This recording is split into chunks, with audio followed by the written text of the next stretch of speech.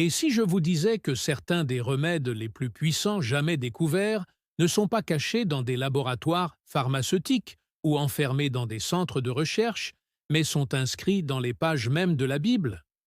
La plupart des gens l'ignorent, mais alors que nous nous précipitons tous à la pharmacie pour chaque petit bobo, il existe des plantes mentionnées dans les Écritures qui soignent les humains depuis des millénaires. Des plantes dont l'efficacité est étayée par des preuves cliniques concrètes. Des plantes dont la science moderne confirme enfin les bienfaits, exactement comme le savaient nos ancêtres bibliques.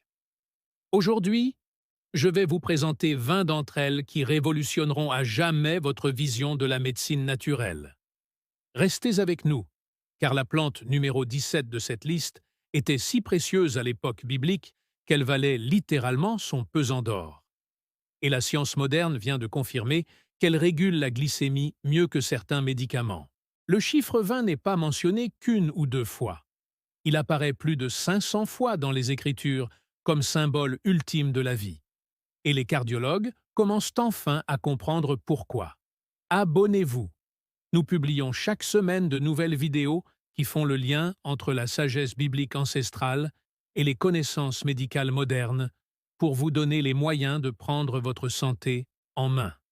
Alors, c'est parti! Voici 20 plantes bibliques aux vertus curatives instantanées, classées de remarquables à véritablement miraculeuses. En première position, l'aloès. Cette plante, souvent associée aux enterrements, est réputée pour ses bienfaits sur les vivants. Commençons par une plante que la plupart des gens ne connaissent que par sa présence dans leur salle de bain, mais qui figure parmi les mentions les plus profondes de toute l'Écriture.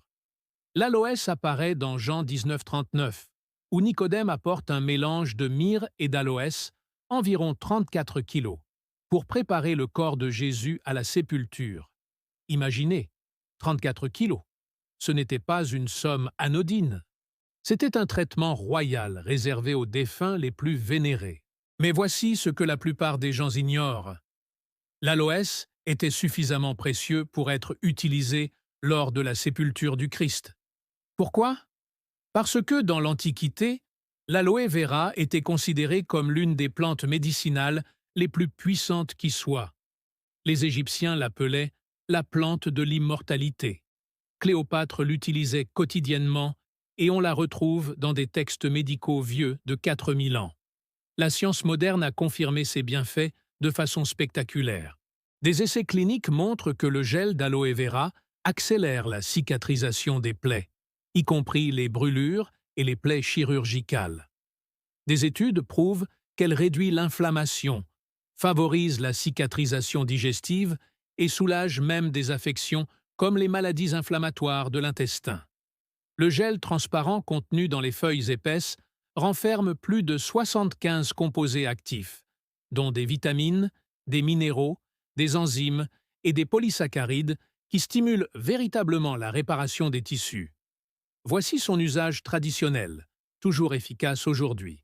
Pour les brûlures légères, les coupures et les irritations cutanées, ouvrez une feuille d'aloe vera fraîche et appliquez le gel directement sur la zone affectée. Le soulagement rafraîchissant est immédiat et la cicatrisation commence rapidement. En cas de troubles digestifs, le jus d'aloe vera, ingéré, peut apaiser l'inflammation dans tout le tube digestif. L'aloe vera a été quelque peu éclipsé par les crèmes modernes pour les brûlures et les médicaments digestifs. Mais ces derniers contiennent souvent des ingrédients synthétiques aux effets secondaires potentiels. L'aloès offre ce qu'il offre depuis des millénaires. Une guérison pure et efficace, reconnue depuis l'Antiquité. Imaginez-le comme une plante si puissante qu'elle était digne d'un roi. Et il se trouve probablement déjà sur le rebord de votre fenêtre, attendant que vous vous souveniez de sa véritable nature. L'encens, un don précieux et inépuisable. L'encens est mentionné plus de 20 fois dans les Écritures, de l'huile sainte d'onction, Exode 30-34, aux offrandes faites à l'enfant Jésus, Matthieu 2-11. Et voici la question que personne ne se pose. Pourquoi l'encens? Pourquoi cette résine était-elle si précieuse qu'elle figurait aux côtés de l'or et de la myrrhe, parmi les présents dignes du roi des rois, parce que l'encens, du genre Boswellia, est l'un des remèdes anti-inflammatoires les plus puissants connus de l'humanité depuis plus de 5000 ans. La résine contient des acides boswelliques, dont les recherches modernes ont prouvé qu'ils réduisent l'inflammation aussi efficacement que certains médicaments, mais sans leurs effets secondaires.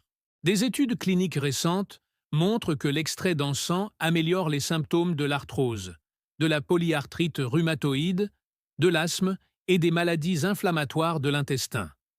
Il s'agit de véritables recherches publiées et évaluées par des pairs qui démontrent l'efficacité de cette résine biblique. Dans l'Antiquité, les prêtres brûlaient de l'encens dans les temples, non seulement pour son arôme, mais aussi parce que sa fumée avait des vertus pour les voies respiratoires. Voici ce qui rend l'encens si particulier. Il agit sur l'inflammation au niveau moléculaire, en inhibant les enzymes qui déclenchent des réactions inflammatoires dans tout le corps. Traditionnellement, on l'utilisait en brûlant sa résine comme encens pour soulager les problèmes respiratoires, en la mélangeant à de l'huile pour les douleurs articulaires et en l'ingérant pour traiter l'inflammation digestive. La résine provient d'arbres du Moyen-Orient et d'Afrique du Nord, les mêmes régions où se sont déroulés les événements bibliques.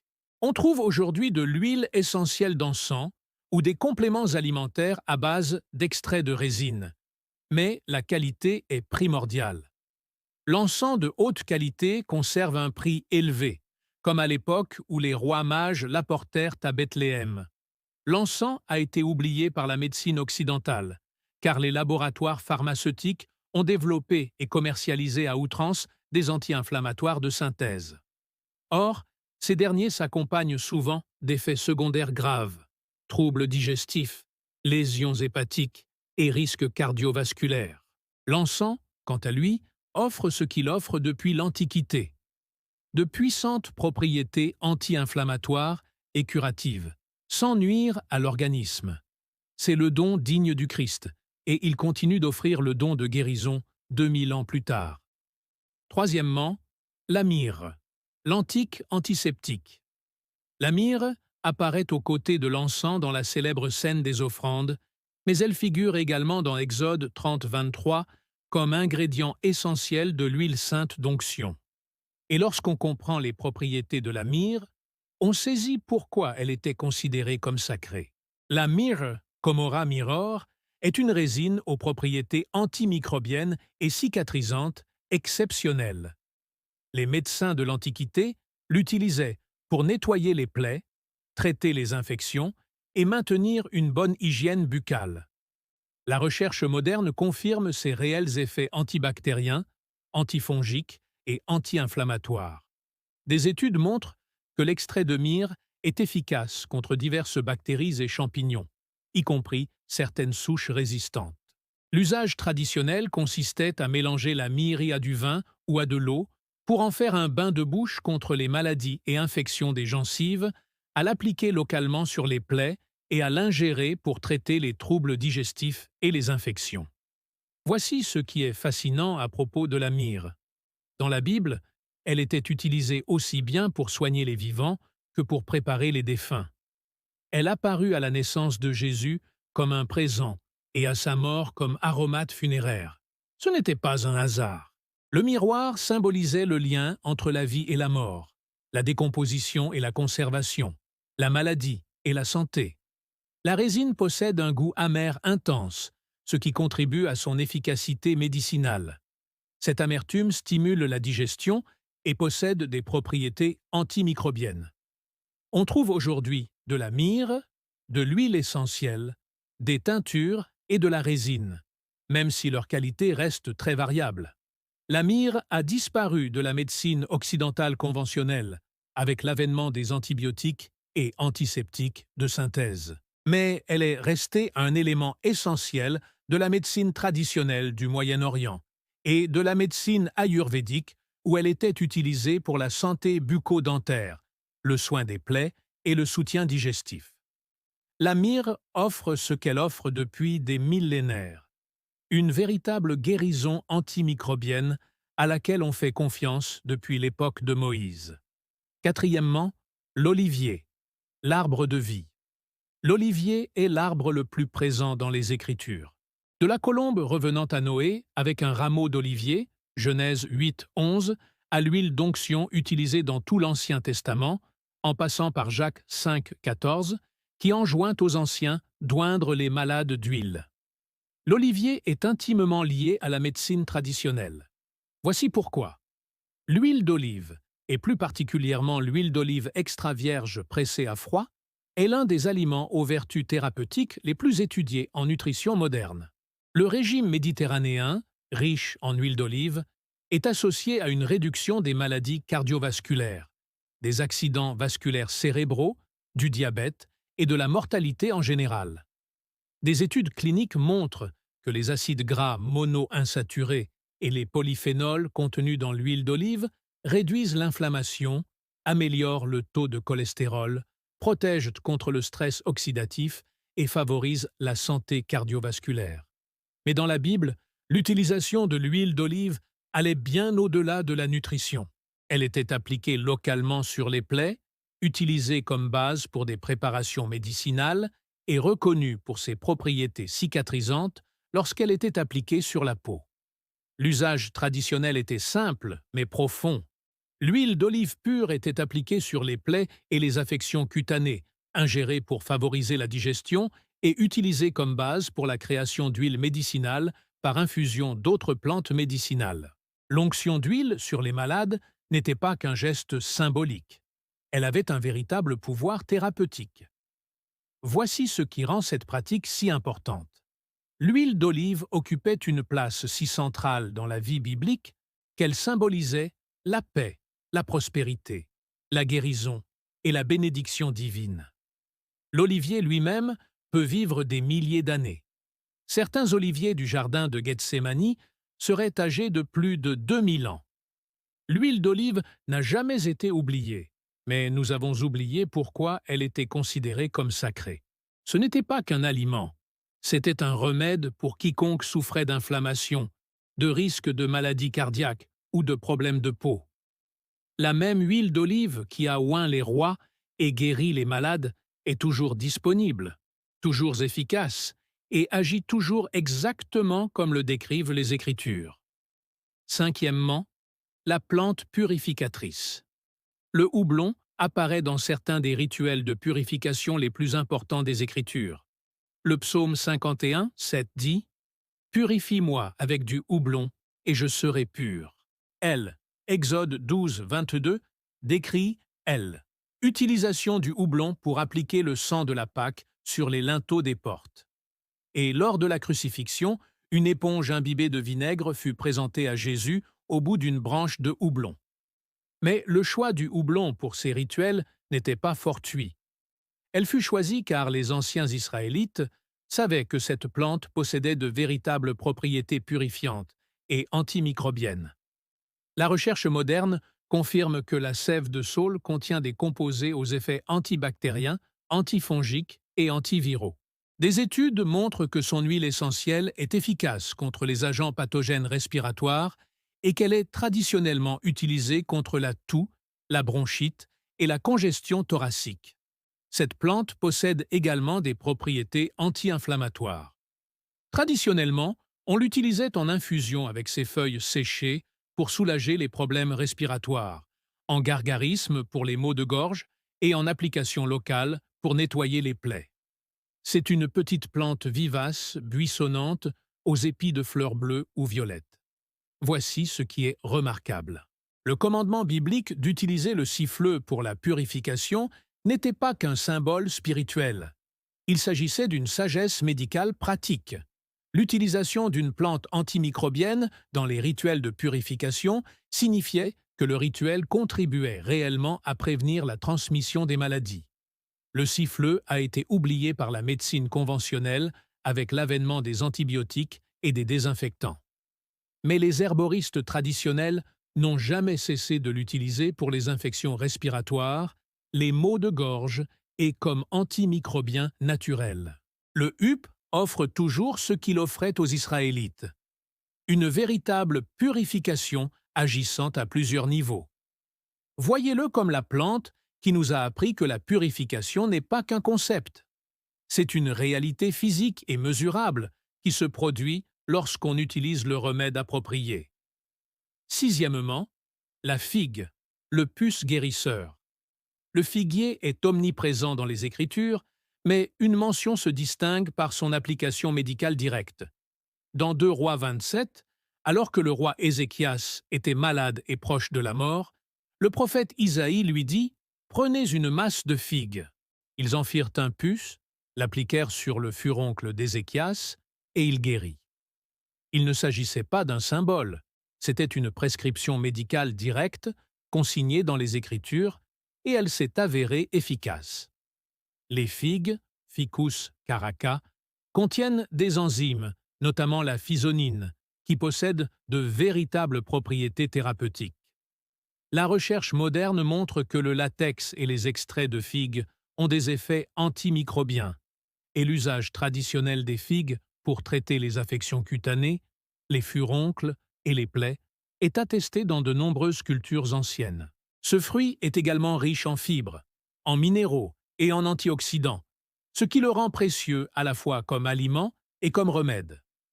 Traditionnellement, on appliquait de la purée de figues fraîches ou des figues séchées, trempées puis écrasées, sur les furoncles, les abcès et les zones enflammées, et on consommait régulièrement des figues pour favoriser la digestion et soulager la constipation. Voici ce qui rend ce récit biblique de guérison si important. Il montre que les Écritures ne se contentent pas de consigner des vérités spirituelles. Elles relatent aussi des connaissances médicales pratiques et efficaces. La guérison du roi Ézéchias n'était pas de la magie, mais l'application de remèdes végétaux efficaces, guidés par une inspiration prophétique. Les figues sont encore largement disponibles, toujours délicieuses et toujours efficaces pour les mêmes usages. Pour celles et ceux qui souffrent de problèmes de peau persistants ou de troubles digestifs, le même fruit qui guérit un roi pousse dans nos jardins et se trouve dans toutes les épiceries. Numéro 7. La grenade, le fruit du temple. La grenade était si importante à l'époque biblique que elle était brodée sur les vêtements des prêtres, comme décrit dans Exode 28, 33-34. Le fruit apparaît fréquemment dans les Écritures comme symbole d'abondance, mais on lui reconnaissait également de profonds bienfaits pour la santé.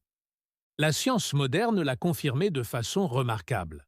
La grenade, Puna granadam, figure parmi les aliments les plus riches en antioxydants jamais mesurés.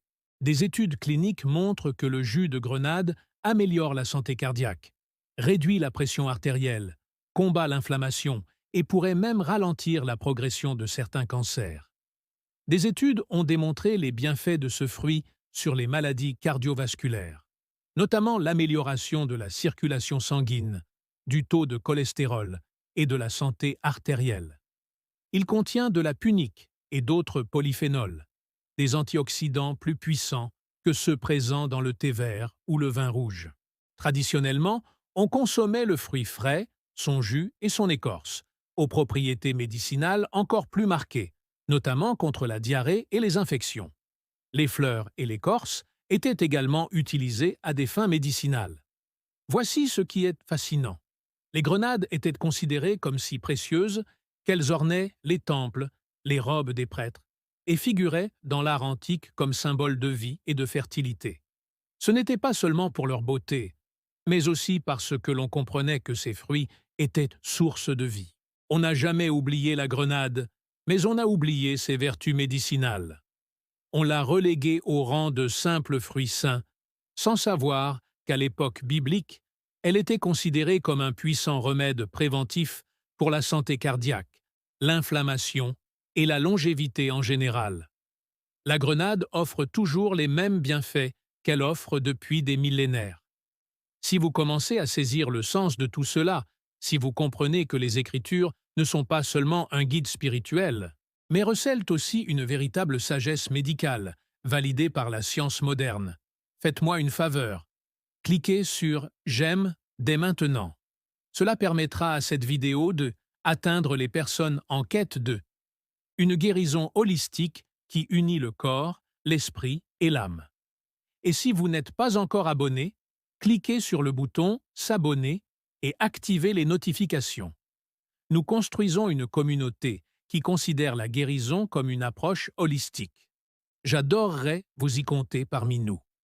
Numéro 8. Le cèdre, le bois du temple. Le cèdre du Liban est mentionné plus de 70 fois dans les Écritures, notamment comme matériau principal du temple de Salomon. Mais le cèdre n'a pas été choisi uniquement pour sa robustesse et sa beauté. Son bois et son huile possèdent de puissantes propriétés antimicrobiennes connues des bâtisseurs de l'Antiquité. Le cèdre du Liban, Cedris libani, produit des huiles aromatiques qui repoussent les insectes, résistent à la pourriture et ont de véritables vertus antiseptiques. La recherche moderne confirme que l'huile essentielle de bois de cèdre possède des propriétés antibactériennes, antifongiques et insectifuges. Traditionnellement, on utilisait le cèdre comme encens pour la purification, son huile essentielle pour soigner les affections cutanées et les plaies, et on l'incorporait dans les espaces de stockage pour prévenir la pourriture et les dégâts causés par les insectes. Ces composés aromatiques protégeaient le bois et tout ce qui était entreposé à proximité. Voici ce que la plupart des gens ignorent. Lorsque les Écritures décrivent l'utilisation du cèdre dans les rituels de purification, la construction d'espaces sacrés et les protocoles de traitement de la lèpre dans le Lévitique, ce n'était pas un hasard.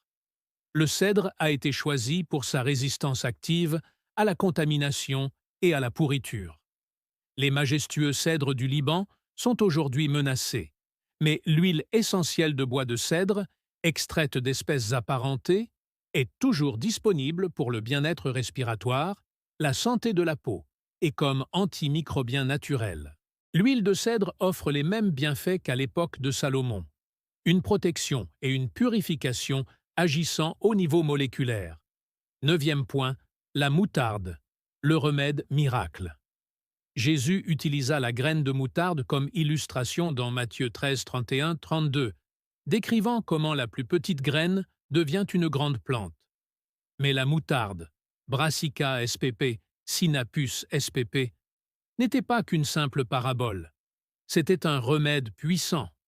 Les cataplasmes de moutarde, préparés à partir de graines de moutarde moulues, mélangées à de l'eau ou de l'huile et appliquées sur la poitrine, furent utilisés pendant des siècles pour traiter la congestion respiratoire, la pneumonie et les rhumes. Les composés de la moutarde génèrent de la chaleur et stimulent la circulation sanguine, contribuant ainsi à décongestionner la zone. Des recherches récentes montrent que la moutarde contient des glucosinolates qui se transforment en isothiocyanates, des composés aux propriétés anti-inflammatoires et potentiellement anticancéreuses. Les graines sont également riches en minéraux et possèdent des propriétés antimicrobiennes. Traditionnellement, on utilisait la moutarde en cataplasme pour soulager la congestion thoracique, en bain de pied pour dégager les voies respiratoires et en consommant de la moutarde préparée pour stimuler la digestion et la circulation. Attention, les cataplasmes de moutarde sont puissants et peuvent brûler la peau ils restent trop longtemps en place. Elles doivent être utilisées avec précaution en interposant une couche protectrice entre la moutarde et la peau. Tombée dans l'oubli avec l'arrivée des décongestionnants et des antibiotiques modernes, la moutarde ne fait souvent que masquer les symptômes, sans aider l'organisme à éliminer l'infection. Les cataplasmes de moutarde stimulent le système immunitaire en améliorant la circulation et en décongestionnant naturellement. Au point numéro 10, Jésus mentionne la menthe dans Matthieu 23, 23, critiquant les pharisiens qui exigeaient la dîme de la menthe, tout en négligeant la justice et la miséricorde. Or, il est à noter que Jésus lui-même reconnaissait la valeur de la menthe, qui justifiait la dîme, car dans l'Antiquité, elle était un remède important. La menthe poivrée et la menthe verte sont utilisées depuis des millénaires pour soulager les troubles digestifs, les nausées, les maux de tête et les problèmes respiratoires. La recherche moderne confirme la quasi-totalité de ces usages traditionnels. Des études cliniques montrent que l'huile essentielle de menthe poivrée est efficace contre le syndrome de l'intestin irritable, réduisant les douleurs abdominales et les ballonnements. La tisane de menthe poivrée soulage les nausées et les indigestions. Le menthol contenu dans la menthe dégage les voies respiratoires et peut soulager la congestion des sinus et les maux de tête. Traditionnellement, on utilisait la menthe en infusion après les repas pour faciliter la digestion, en application locale d'huile essentielle de menthe pour soulager les maux de tête et en inhalation de vapeur de menthe pour décongestionner les voies respiratoires. La menthe pousse facilement et se propage rapidement dans les jardins. Voici ce qui la rend remarquable. Elle est aujourd'hui si répandue que nous avons oublié qu'elle était autrefois si précieuse qu'on en donnait la dîme au temple. Voilà toute l'importance des remèdes digestifs à une époque où les antiacides et les médicaments contre la nausée n'existaient pas. La menthe n'a jamais été oubliée, mais nous avons négligé de la considérer comme un remède efficace contre les troubles digestifs, les nausées, les maux de tête et la congestion. La menthe offre un soulagement simple et efficace, auquel on fait confiance depuis l'Antiquité. Numéro 11. La rue, protectrice amère. La rue apparaît aux côtés de la menthe dans Luc 11, 42, parmi les herbes que les pharisiens prélevaient avec soin. La rue, rudrugralin, possède un goût très amer et était traditionnellement utilisée pour les troubles digestifs et comme anti-inflammatoire. La plante contient des composés appelés routines et d'autres flavonoïdes qui ont de véritables effets anti-inflammatoires. L'usage traditionnel de la rue comprenait de petites quantités de tisane pour soulager les troubles digestifs, les problèmes menstruels et l'inflammation. Attention cependant, la rue contient des composés pouvant provoquer une photosensibilité et des contractions utérines. Son utilisation est déconseillée pendant la grossesse et doit être très modérée. Dans ce cas précis, la mention biblique ne signifie pas un usage illimité. Cela signifie que la plante était prisée pour ses vertus médicinales, mais qu'elle exigeait connaissance et prudence. La rue est tombée dans l'oubli, en partie à cause de problèmes de sécurité, et en partie parce que des herbes digestives plus douces sont devenues plus populaires. Mais à doses appropriées, la rue incarne la compréhension biblique selon laquelle certains des remèdes les plus puissants sont amers, intenses et méritent le respect. Numéro 12. La coriandre, le mystère du manna.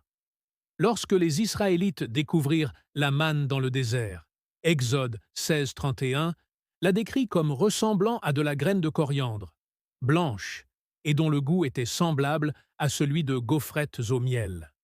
Cette comparaison indique que la coriandre était suffisamment familière pour servir de point de repère. La coriandre, Coriandrum sativum, tant ses graines que ses feuilles, que nous appelons persil plat, est utilisée en médecine depuis des millénaires. Les recherches modernes montrent que la coriandre favorise la digestion, possède des propriétés antimicrobiennes et peut contribuer à réguler la glycémie. Des études démontrent que l'extrait de coriandre peut aider à abaisser le taux de glucose sanguin et à améliorer le profil lipidique. Traditionnellement, on utilisait les graines de coriandre contre les troubles digestifs, les gaz et les ballonnements, et les feuilles fraîches pour la détoxification et le soutien digestif. Les graines, au goût chaud et citronné, ont été retrouvées dans des tombes égyptiennes antiques, témoignant de leur ancienneté et de leur valeur. La coriandre figure dans les systèmes de médecine traditionnelle, ayurvédique, chinoise et du Moyen-Orient. Si son utilisation comme épice est restée intacte, on a cependant oublié ses bienfaits pour la digestion et la régulation de la glycémie. La coriandre offre les mêmes bienfaits qu'elle offre depuis l'Exode d'Égypte.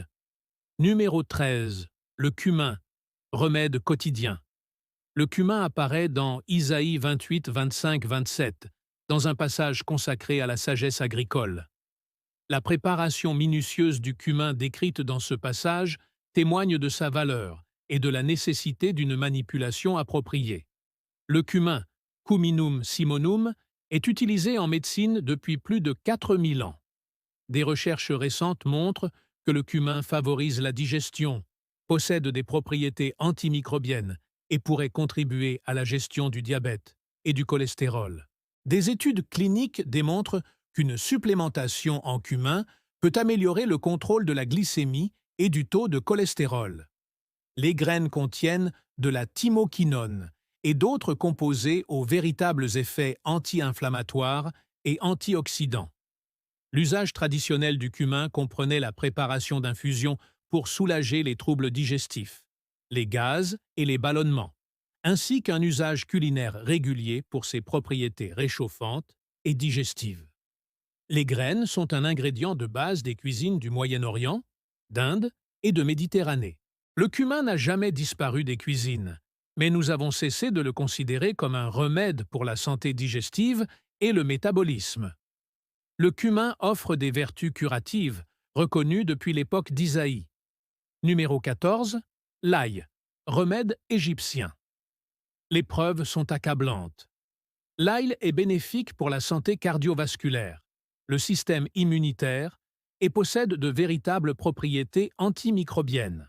Des études cliniques montrent que la consommation d'ail en complément alimentaire réduit la pression artérielle, améliore le taux de cholestérol et diminue le risque de maladies cardiaques.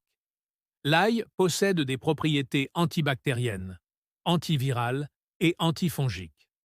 L'ail contient de l'allicine et d'autres composés soufrés aux propriétés thérapeutiques remarquables. Traditionnellement, on l'utilisait cru pour soigner les infections, sous forme de préparation à base d'ail pour les plaies, et régulièrement pour favoriser la santé et la longévité. Dans l'Égypte antique, les ouvriers qui construisaient les pyramides recevaient des rations d'ail pour maintenir leur force. L'ail n'a jamais été oublié, mais la médecine moderne l'a longtemps considéré comme un remède traditionnel. Aujourd'hui, les preuves sont si convaincantes que même les cardiologues conventionnels recommandent une supplémentation en ail pour la santé cardiaque. Numéro 15. L'oignon. L'humble guérisseur. L'oignon figure aux côtés de l'ail dans le problème numéro 115. Et comme l'ail, l'oignon était un remède puissant dans l'Antiquité. L'oignon, Aelia melanogaster, contient de nombreux composés soufrés bénéfiques, similaires à ceux de l'ail, ainsi que de la chorétine, un puissant antioxydant. La recherche montre que l'oignon possède des propriétés antimicrobiennes, anti-inflammatoires et bénéfiques pour le système cardiovasculaire. Des études démontrent qu'une consommation régulière d'oignons est associée à une réduction du risque de cancer, à une meilleure santé cardiaque et à une densité osseuse accrue. Les composés soufrés possèdent de véritables propriétés antibactériennes. Traditionnellement, on utilisait des morceaux d'oignon pour soulager la congestion thoracique, de l'oignon cru contre les infections et on en consommait régulièrement pour le bien-être général. Lors des épidémies de peste, on suspendait des oignons dans les pièces, croyant qu'ils absorberaient la maladie. Bien que le mécanisme soit différent de ce qu'on imaginait, les oignons possèdent bel et bien des propriétés antimicrobiennes. L'oignon est aujourd'hui si courant que nous avons complètement oublié qu'il était autrefois considéré comme un remède puissant pour renforcer le système immunitaire, préserver la santé cardiaque et comme antimicrobien naturel. L'oignon offre des vertus curatives reconnues depuis l'Exode. Numéro 16. Le baume de Galaad, la précieuse résine. Jérémie 8, 22 pose cette question troublante. N'y a-t-il point de baume en Galaad? N'y a-t-il point de médecin là-bas? Ce n'était pas une question rhétorique. La bombe de Galaad était l'un des remèdes les plus précieux du monde antique. Le véritable baume de Galaad, probablement issu du Capora gileadensis, était une résine utilisée pour soigner les plaies, les inflammations et les infections. Sa valeur était telle qu'il était offert en cadeau au roi et faisait l'objet d'un commerce parallèle à celui des anciennes racines d'épices. Les recherches modernes sur des espèces apparentées de Capora confirment ses réelles propriétés anti-inflammatoires et cicatrisantes. L'usage traditionnel consistait à appliquer la résine localement sur les plaies et les zones enflammées, et à l'utiliser dans des onguents et des préparations cicatrisantes. La plante d'origine est aujourd'hui extrêmement rare, voire éteinte à l'état sauvage. Mais l'expression « baume de Galaad » est entrée dans notre langue comme métaphore de la guérison et du réconfort. Cela témoigne de l'importance des pratiques médicinales dans la conscience biblique. Numéro 17. La cassia, l'épice dorée. La cassia apparaît dans Exode 30-24 comme ingrédient de l'huile sainte d'onction. Et voici ce que j'annonçais au début. La cassia, Cinema momum cassia, était si précieuse à l'époque biblique qu'elle valait littéralement son pesant d'or. Proche parente de la cannelle, elle contient de nombreux composés bénéfiques similaires. Les recherches modernes montrent que la cannelle de Chine possède des propriétés antimicrobiennes, anti-inflammatoires et régulatrices de la glycémie.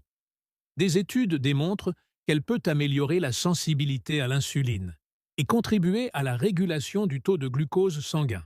Son écorce aromatique contient de la cinémaldehyde et d'autres composés aux réels effets thérapeutiques. L'usage traditionnel de la cannelle de Chine, ou casse, incluait les huiles d'onction pour faciliter la digestion et stimuler la circulation sanguine. Cette épice était commercialisée le long de la route de la soie et figurait parmi les denrées les plus précieuses du monde antique. La cannelle de Chine est toujours disponible comme épice, souvent vendue sous l'appellation de cannelle, bien que la véritable cannelle soit une espèce différente, reconnue pour ses propriétés régulant la glycémie et favorisant la digestion. La cassia offre les mêmes bienfaits qu'à l'époque de Moïse.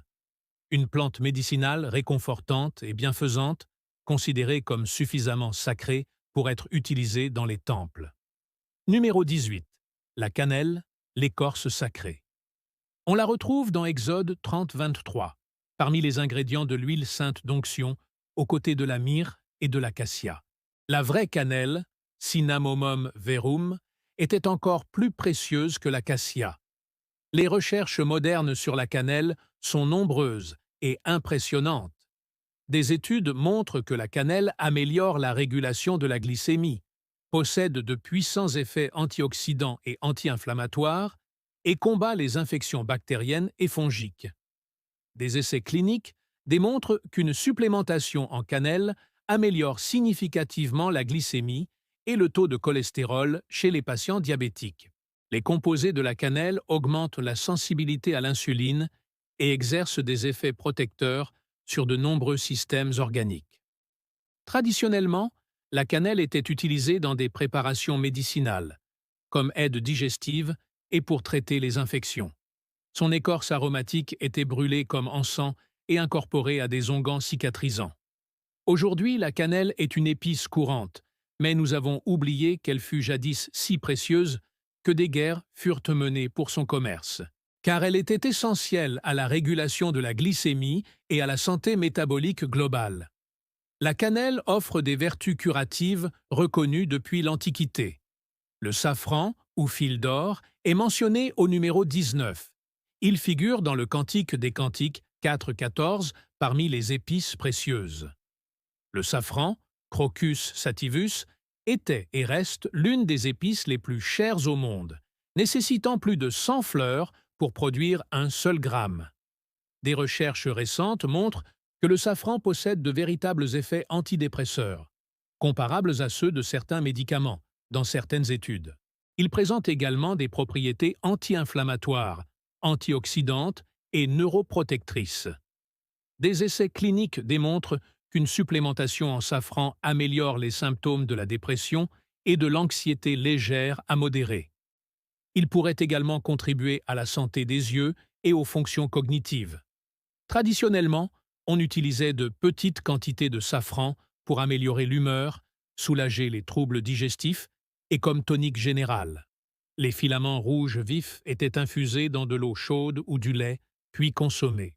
Le safran demeure cher, mais pour les personnes souffrant de dépression ou de troubles de l'humeur, il offre un soutien naturel, étayé par de réelles preuves cliniques. Les fils d'or, si précieux pour la poésie de Salomon, continuent d'offrir la guérison aujourd'hui. Numéro 20.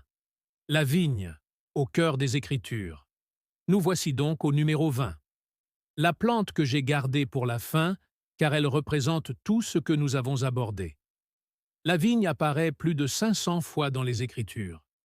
Jésus se compare lui-même à la vraie vigne dans Jean 15, 5. Le vin était utilisé à des fins médicinales, et le raisin était considéré comme un nutriment essentiel à la vie. Or, la cardiologie moderne a finalement prouvé que, consommés avec modération, le raisin et le vin présentent d'importants bienfaits cardiovasculaires. Les polyphénols, notamment le resveratrol, protègent la santé cardiaque, réduisent l'inflammation et favorisent la longévité.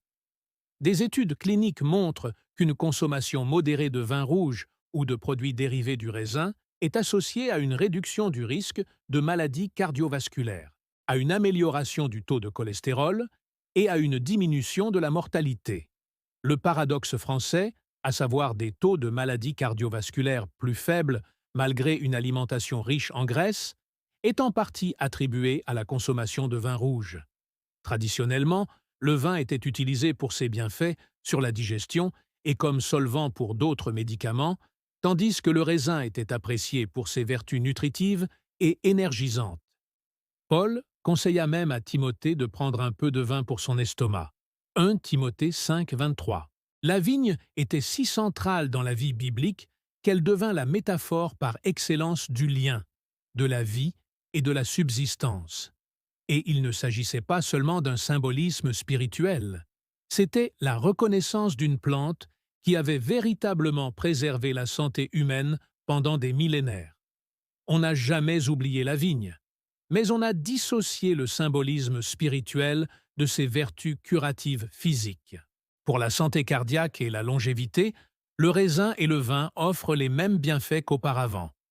Une véritable protection cardiovasculaire, reconnue par les Écritures, bien avant que la recherche ne permette de l'expliquer. Si vous avez regardé cette vidéo jusqu'au bout, vous venez d'apprendre quelque chose d'extraordinaire. La Bible n'est pas qu'un texte spirituel, c'est aussi un texte médical qui recense des remèdes efficaces hier et encore aujourd'hui.